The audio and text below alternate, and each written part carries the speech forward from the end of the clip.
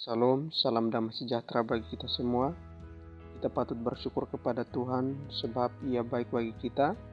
Dan pada kesempatan ini kita akan sama-sama merenungkan kebenaran firman Tuhan yang terdapat di dalam pertama Petrus pasal yang pertama ayat 15 hingga ayat yang ke-16. Demikianlah firman Tuhan. Tetapi hendaklah kamu menjadi kudus di dalam seluruh hidupmu, sama seperti Dia yang kudus, yang telah memanggil kamu. Sebab ada tertulis, kuduslah kamu sebab aku kudus. Puji Tuhan. Nasihat ini ditujukan kepada jemaat yang saat itu sedang dalam penderitaan karena masalah-masalah penganiayaan yang semakin meningkat.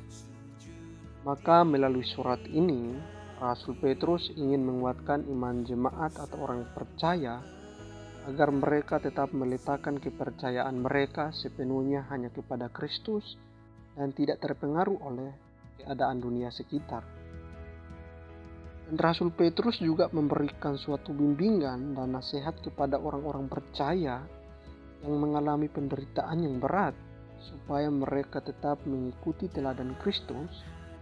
Dan juga Rasul Petrus sangat menekankan kekudusan karena ia memperhatikan bahwa orang Kristen yang ia layani, mereka itu hidup di tengah-tengah lingkungan kekafiran, karena ia memperhatikan bahwa mereka itu hidup di tengah-tengah orang yang melakukan kejahatan. Oleh karena itu, Rasul Petrus menasihati jemaat atau orang percaya agar mereka tetap menjaga kekudusan, dikarenakan Tuhan yang telah memilih mereka adalah Tuhan yang kudus. Nah, untuk itu pemahaman tentang kekudusan menjadi sangat penting untuk kita pahami secara benar. Nah, kata kekudusan berakar dari kata kudus. Dalam bahasa Ibrani disebut kados yang berarti terpisah, memutuskan atau memisahkan. Dan juga dalam bahasa Yunani menggunakan kata agios yang berarti suci atau milik Tuhan sendiri. Nah, konsep dasar tentang kekudusan terdapat di dalam kata pemisahan.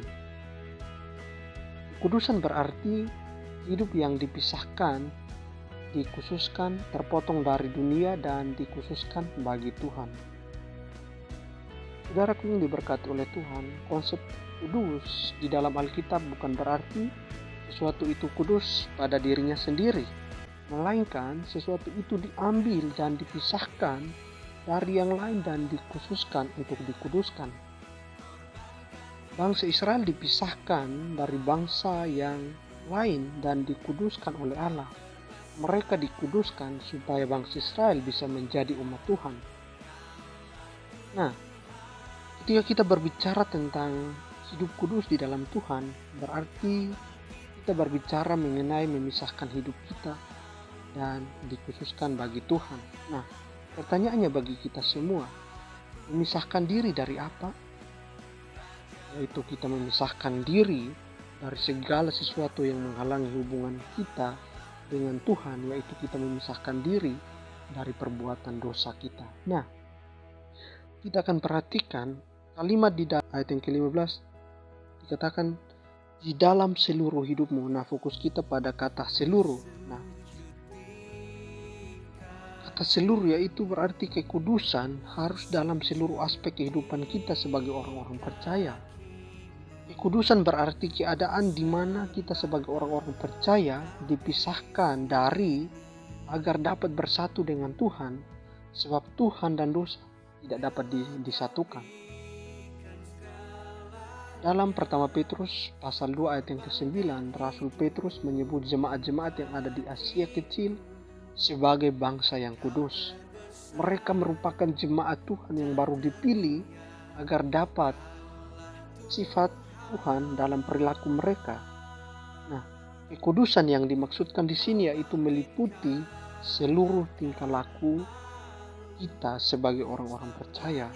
Atau dengan kata lain bahwa kekudusan itu tidak hanya meliputi ide mengenai suatu kesalehan hidup, melainkan lebih kepada kualitas hidup kita dalam perilaku dan tindakan yang meliputi seluruh kehidupan kita sebagai orang-orang percaya. Artinya bahwa bukan tindakan yang dilakukan di dalam gereja itu kudus dan tindakan atau perilaku di luar gereja tidak kudus, melainkan seluruh tindakan, perilaku atau perbuatan dan keputusan yang dilakukan oleh seseorang dimanapun berada, ia harus hidup kudus. Artinya bahwa orang yang sudah menerima Tuhan Yesus sebagai Tuhan dan Juru Selamat bagi hidupnya, ia harus menjaga kekudusan hidup itu.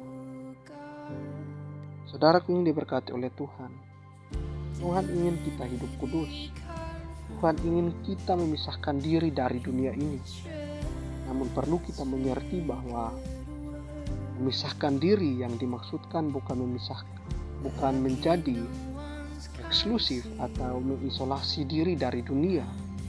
Namun memisahkan diri yang dimaksudkan adalah hidup memihak kepada Tuhan dan bergantung sepenuhnya kepada Tuhan dan menaati setiap perintah-perintah Tuhan.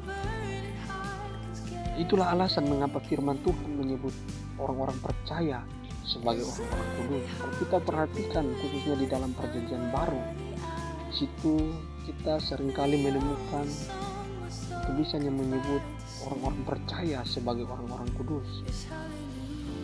Karena kita adalah orang-orang yang memisahkan diri dari dunia ini dan memilih hidup untuk Tuhan dan berdasarkan kebenarannya.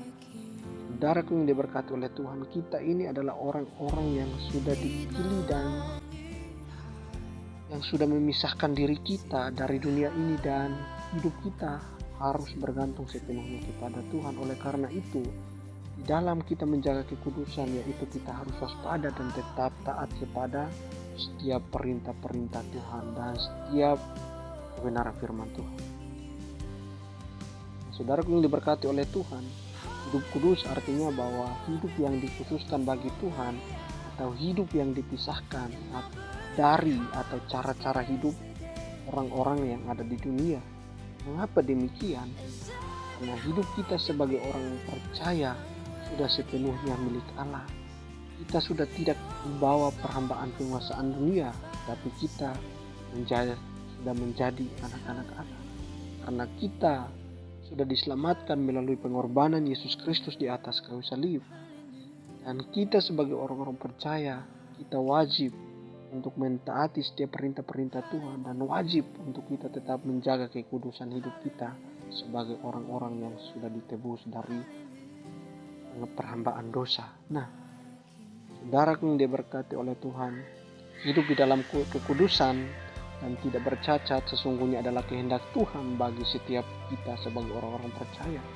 Sebab Tuhan telah menciptakan manusia menurut gambarnya. Tuhan adalah kudus, maka ia pun menghendaki kita sebagai orang-orang percaya kudus seperti dirinya. Rasul Petrus mengutip dari Imam pasal yang ke-9 ayat yang kedua, di situ dikatakan bahwa kuduslah kamu sebab aku kudus. Jadi kita harus menjadi kudus seperti Tuhan, sebab Tuhan itu adalah Tuhan yang kudus. Sebab Tuhan yang memanggil kita sebagai orang-orang percaya untuk hidup sesuai dengan standarnya, yaitu hidup sebagaimana Kristus hidup dan berpikir sebagaimana Kristus berpikir.